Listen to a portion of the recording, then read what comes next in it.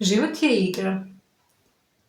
Na nama je da odlučimo da li želimo da budemo igrač ili igračka.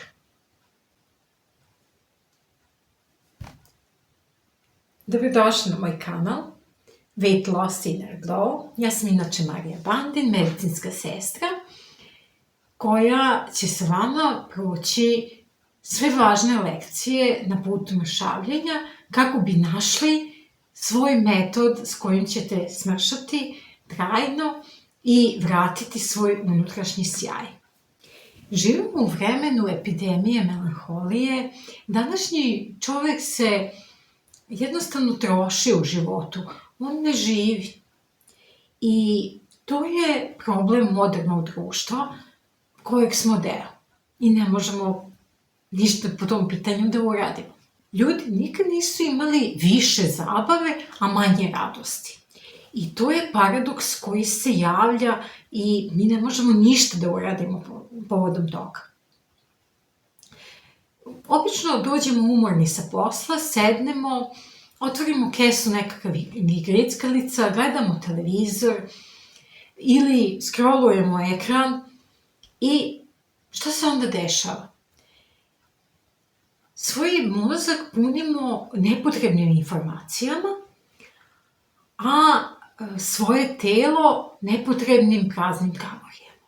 I dok osjećamo tu prazninu, mi je popunjavamo sa tom hranom i onda postajemo tromiji, teži, više nemamo ni radosti, ni sreće, ni bilo kakve motivacije da krenemo nešto drugačije, da uradimo nešto.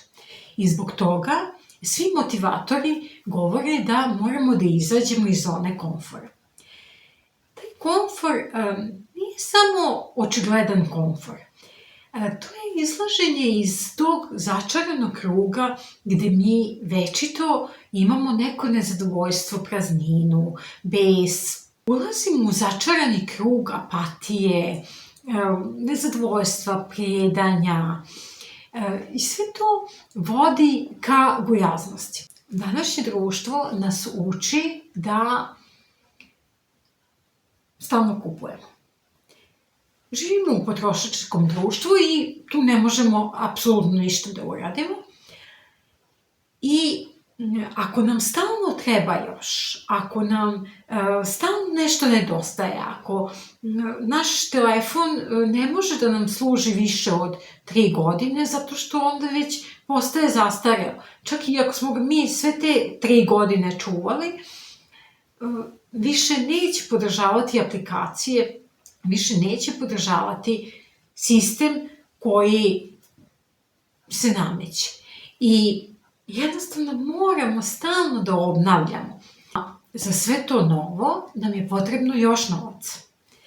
I onda mi radimo često i po 2 posla, radimo dodatno, trošimo se na sve moguće načine kako bi osigurali sebi da imamo sve što nam je potrebno i što mislimo da nam je potrebno. A zapravo mi trošimo vreme svog života, trošimo svoju energiju, svoje zdravlje da bi bili u koraku sa vremenom, da bi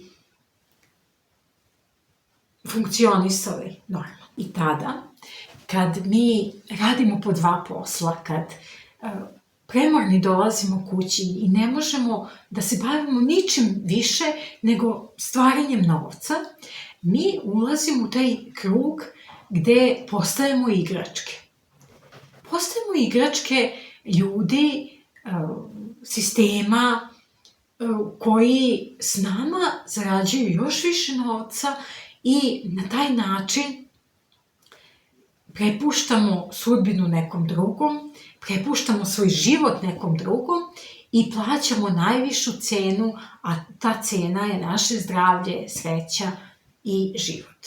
Možda kad osvestite sve to šta se dešava u vašem životu, možda i pomislite, sad trebamo da izađemo na ulicu, da napravimo revoluciju, da nešto uradimo, da se pobunimo protiv tog sistema koji nas melje. Ali to nije pravi put. Pravi put je da nađemo neki tihi bunt koji će nas izdvojiti iz gomile, jer nismo svi dobri u svemu. Neko je dobar u slikanju, neko je dobar u pevanju, u muzici, neko je dobar u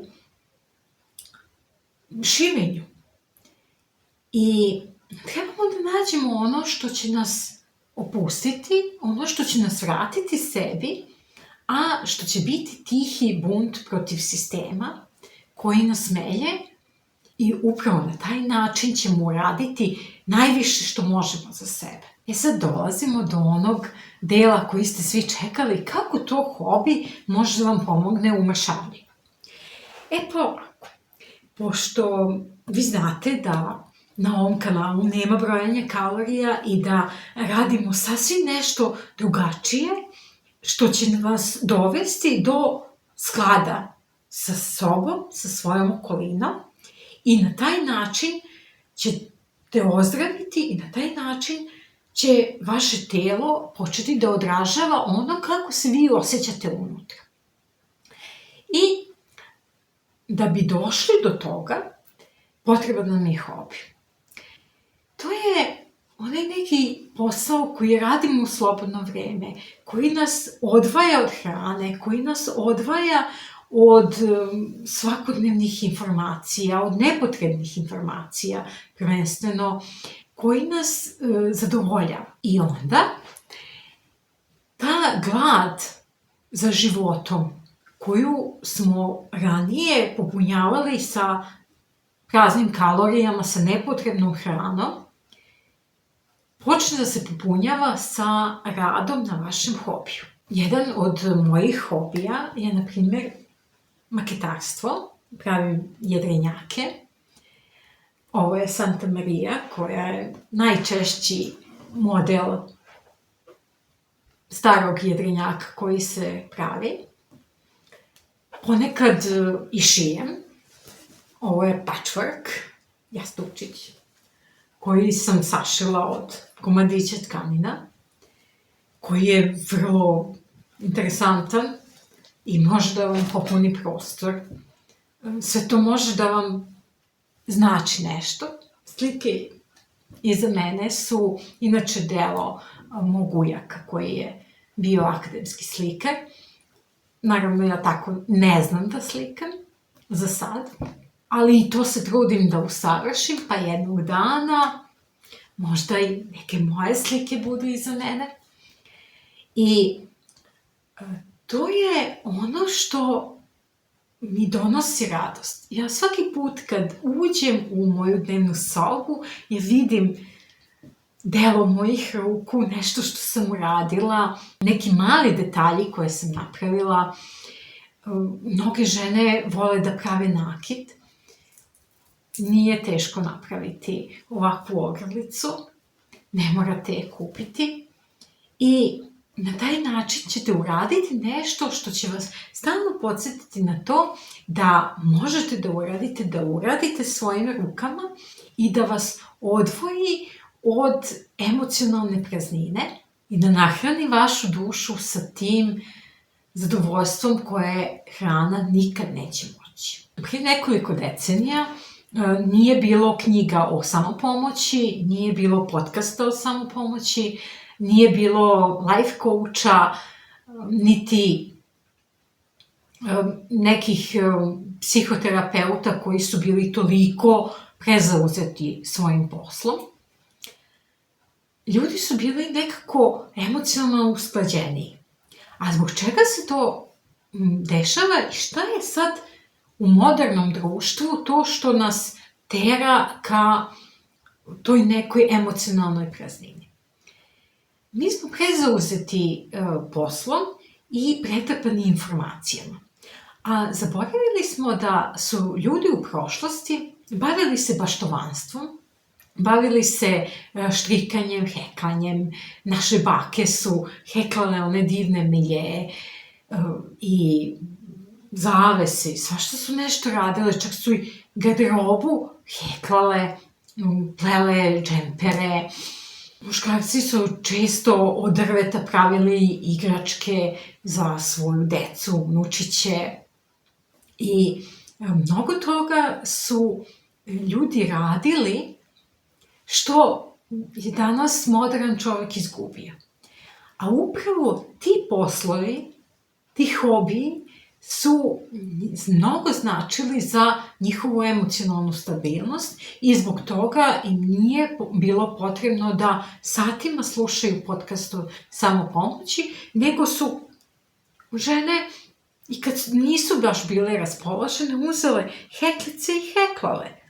Heklale polako i na taj način su ostranjivali tu negativnu energiju u neki potisnuti prostor i kasnije su imale divne podsjetnike na svoj rad. Hobi koji se radi rukama, to pletenje, heklanje, šivenje, je jako dobro za žene. Tu žene mogu da nađu neki svoj balans i da se vrate svoj istinskoj ženskoj energiji, jer danas mnoge žene žive u nekom muškom svetu, u muškoj energiji i izgubile su tu prirodnu ženstvenost. A da bi se vratile sebi, moraju da probude ono dete u sebi, dete koje je volelo da stvara, koje je volelo da se igra. Čak i ako je vaš hobi kuvanje, možete da napravite sebi izuzetno hranljive i bogate obroke koji će vas nahraniti, a neće vam doneti previše kalorija. I na taj način ćete biti nežni prema sebi, ugoditi sebi, a vaši kilogrami će automatski krenuti da spadaju, a vaše telo će biti nahranjenije, imat ćete više energije i moći ćete mnogo sretnije da živite. Tada vam mršavljenje neće biti kazna, nego će biti nešto gde ćete naći sebe, gde ćete ponovo oživeti ono dete koje ste nekad bili i gde ćete se igrati, jer život je igra. Zato ako imate višak kilograma, prestanite da brojite kalorije i počnite da brojite sve sretne momente koje živite u svom životu. I onda kada odlučiš da ne budeš više igračka, sve se menja. Ako vam se ovaj video dopao, lajkujte ga. Ako znate nekog kome bi ovo pomoglo, podelite video. Pogledajte i druge videe na kanalu, jer ovo nije još jedan kanal o mršavljenju, ovo je kanal o buđenju unutrašnjeg sjaja, a mi se vidimo u nekom novom videu koji može da vam promeni život.